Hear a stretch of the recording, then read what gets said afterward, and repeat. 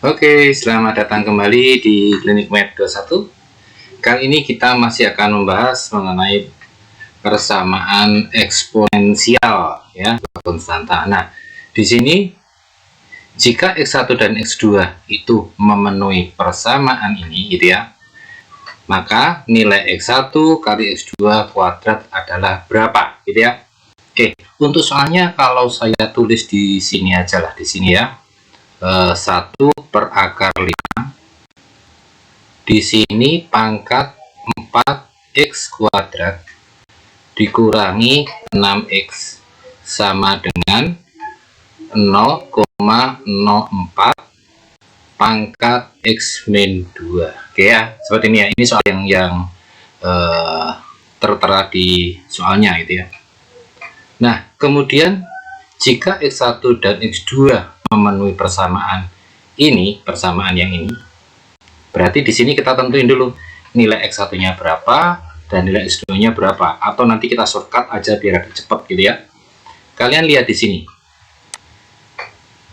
Bilangan pokok di sini ya, bilangan pokok di sini itu 1 per akar 5 dan 0,04. Kita selidiki dulu kalau 0,04 ini itu kalau kita bikin jadi pecahan campuran artinya jadi 4 per 100.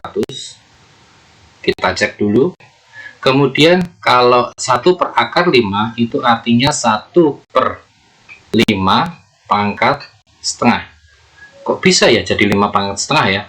Ingat yang pengalaman lalu bahwa akar pangkat M dari A pangkat N, dari A pangkat N ya, dari A pangkat N artinya adalah A pangkat N per M gitu ya.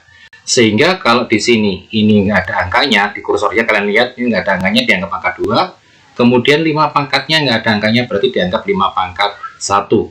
Sehingga akar 5 artinya 5 pangkat setengah. Nah, kemudian kita cek lagi. Ini masih kurang ya. Ini 4 x kuadrat kurangi 6x seperti ini. Nah, sekarang kita lihat.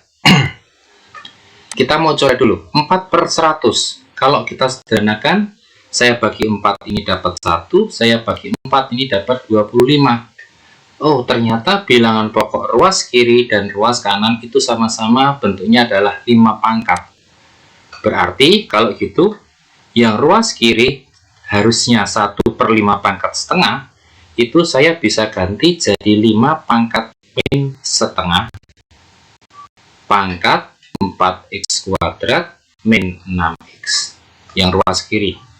Nah, mungkin ada yang bertanya, 1 per 5 pangkat setengah kok jadi 5 pangkat min setengah, dari mana? Oke, kalau A pangkat N ya, A pangkat N itu bisa juga diartikan sebagai 1 per A pangkat min N, atau bisa juga A pangkat min N itu sama artinya dengan 1 per A pangkat N. Ya, ini dan ini dan ini pernah kalian pelajari di jenjang SMP kalau nggak salah ya. Nah, sekarang ya ruas kanan, 1 per 25. 25 itu artinya 5 pangkat 2. Kemudian 1 per 25 berarti jadi 5 pangkat min 2. Baru dipangkatkan seperti ini. Gampang ya, kasihan ya. Terus sekarang kalian lihat, ruas kiri bilangan pokok sudah 5, ruas kanan bilangan pokok juga 5. Artinya bilangan pokoknya sudah sama. Kalau bilangan pokok sudah sama, berarti kita tinggal ngurusin pangkatnya. Tapi hati-hati, di sini masih bentuk pangkatnya dipisah atau pangkatnya dipangkatkan lagi. Oke, di sini kasih catatan dulu biar ingat gitu ya. Kalau A pangkat N pangkatkan M, itu artinya A pangkat N kali M. Sehingga yang ruas kiri ini dia akan jadi 5 pangkat min setengah pangkat 4x kuadrat kurangi 6x, itu berarti jadi 5 pangkat min 2x. Nggak begitu kentara ya, ini saya hapus dulu, saya ganti dulu aja. Jadi 5 pangkat min 2x kuadrat ditambah 3x. Kemudian yang ruas kanan jadi 5 pangkat min 2x ditambah 4. Asal usulnya dari mana itu ya?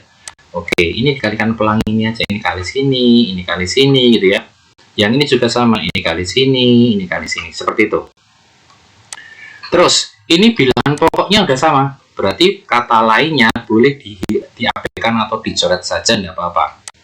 Sehingga ruas kiri akan jadi min 2x kuadrat plus 3x sama dengan min 2x plus 4. Sampai sini oke?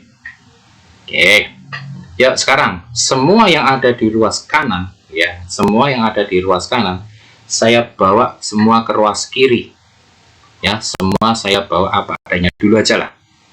Oke, ini kurang pas. Ini 3x. Ini min 2x. Kalau dipindah ruas, dia jadi plus 2x. Ini plus 4. Kalau saya pindah ke ruas kiri, berarti jadi min 4 sama dengan 0. Oke ya, sampai situ masih aman. Atau dengan kata lain, masih bisa dipahami ya. Lanjut. Sekarang yang sejenis mulai dioperasiin. Ternyata dalam satu baris ini yang x kuadrat cuma yang depan kok. Berarti biarkan dia ditulis lagi. Kemudian 3x tambah 2x itu artinya 5x kurangi 4 sama dengan 0. Sampai sini pasti masih oke lah ya, nggak masalah ya. Oke, ini saya tutup dulu di sini. Ini saya tutup dulu di sini. Terus, ini kita misalkan aja. Kita lepas dari materi dulu. Kalau fungsi kuadrat itu ya, jadi ax kuadrat ditambah bx ditambah c, ini bentuk umum. Jadi a, b, c ini suatu konstanta. A itu adalah koefisien dari x kuadrat, b itu koefisien dari x, dan c adalah koefisien dari x pangkat 0. Ya, dipahami sampai situ. Nah, kemudian saya kembali ke pertanyaan. Pertanyaannya di sini adalah x1 kali x2 kuadrat. Dengan x1 dan x2 memenuhi persamaan. Artinya adalah akar-akarnya gitu ya. Kalau misalnya di sini x1 kali x2, itu kalian hafalkan saja, rumusannya adalah C per A. Oke ya, C per A. Sehingga kalau saya kembali ke konteks awal di sini,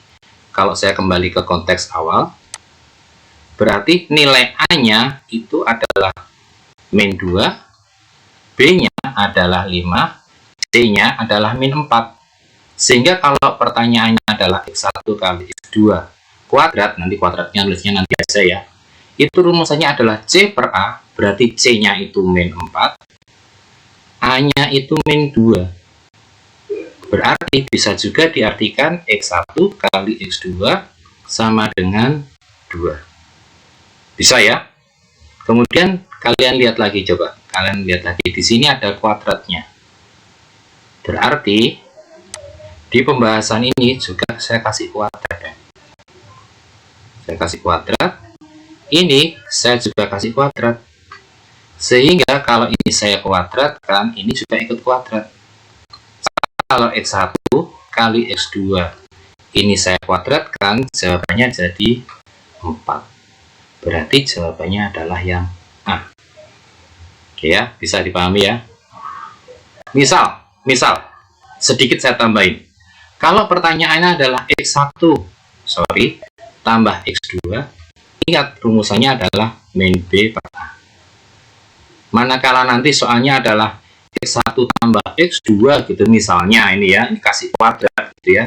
x1 tambah x2 itu min B per A, B-nya 5, A-nya min 2. Berarti 5 per min 2. Ini dikuadratin aja.